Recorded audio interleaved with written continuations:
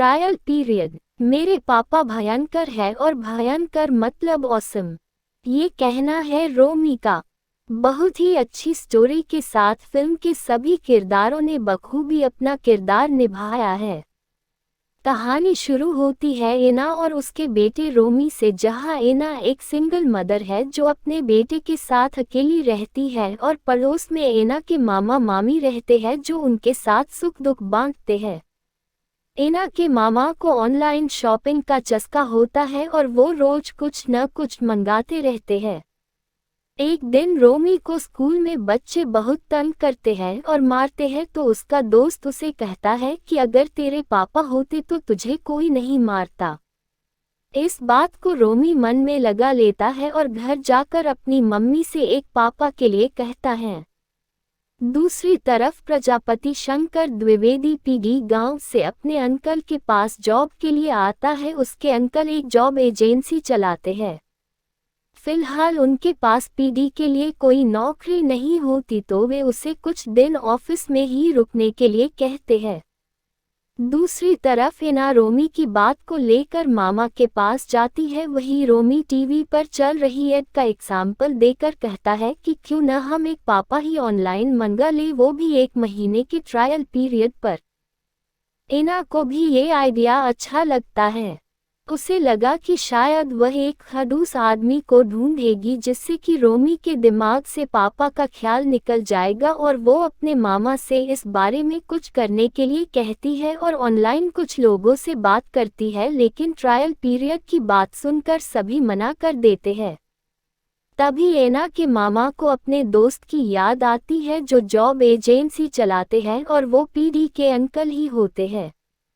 उनके ऑफिस में पहुंचकर जब वो ट्रायल पीरियड वाली बात कहते हैं तो पहले तो वह भी मना कर देते हैं, लेकिन बाद में पीडी के बारे में बात चलती है। थोड़ी देर में पीडी भी मान जाता है और वो एना और रोमी के घर रहने चला जाता है।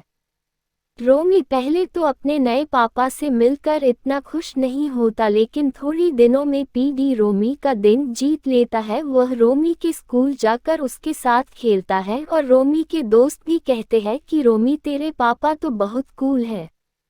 पीडी और एना जब इस बात पर आते हैं तब एना पीडी को बोलती है कि उसे रोमी के मन से पापा का भूत उतारना है। थोड़े दिनों के बाद जब रोमी के स्कूल से रोमी की शिकायत आती है तो एना स्कूल जाती है, जहां उसे पता चलता है कि रोमी ने अपने साथ वाले बच्चों को पीटा था। घर जाकर उसे पता चलता है कि ये सब उसे पीडी ने ही सिखाया है और वो इस बात पर गुस्सा हो जाती है, लेकिन पीडी उसे समझाता है कि रोमी एना को खुलकर नहीं बता पाता कि उसे कितनी तकलीफ होती है जब स्कूल में बच्चे मारते हैं। पीडी की बात सुनकर एना रोमी के पास जाकर देखती है कि उसे कितनी चोटें आई है। अब एना पीडी से माफी मांगती है और रोमी का दोस्त बनने के लिए थैंक यू कहती है। कुछ दिन बीतते हैं, एना और पीडी एक दूसरे के करीब आ जाते हैं, लेकिन इजहार नहीं कर पाते। कुछ दिनों बाद एना के मम्मी पापा कलकत्ता से आते हैं।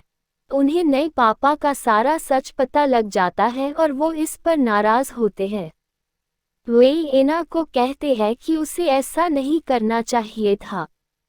अब दिवाली का दिन आता है। ये पीडी का घर में आखिरी दिन होता है।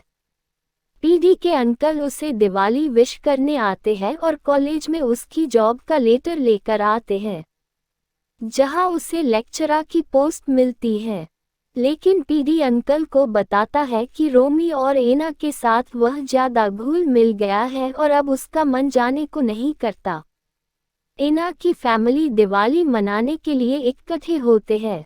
दिवाली का फंक्शन खत्म होने के बाद एना और पीडी छत पर बातें करते हैं और पीडी को नई नौकरी के लिए बधाई देती है। तभी पीडी एना से अपने रिश्ते के बारे में पूछता है कि आखिर हमारा रिश्ता क्या है। पीडी एना को प्रपोज करता है, लेकिन एना कुछ नहीं बोल पाती और सुबह वो जब पीडी से मिलने जाती है तो उसे पता चलता है कि वह जा चुका है। रोमी एना से पीडी के बारे में पूछता है तो एना बोलती है कि पीडी को नई जॉब मिल गई है और वो अब वापस नहीं आएगा। रोमी पीडी से बात करने की जिद करता है तो एना कुछ नहीं बोल पाती लेकिन मामा को सब बता देती है। उधर पीडी भी नई जॉब में लग जाता है।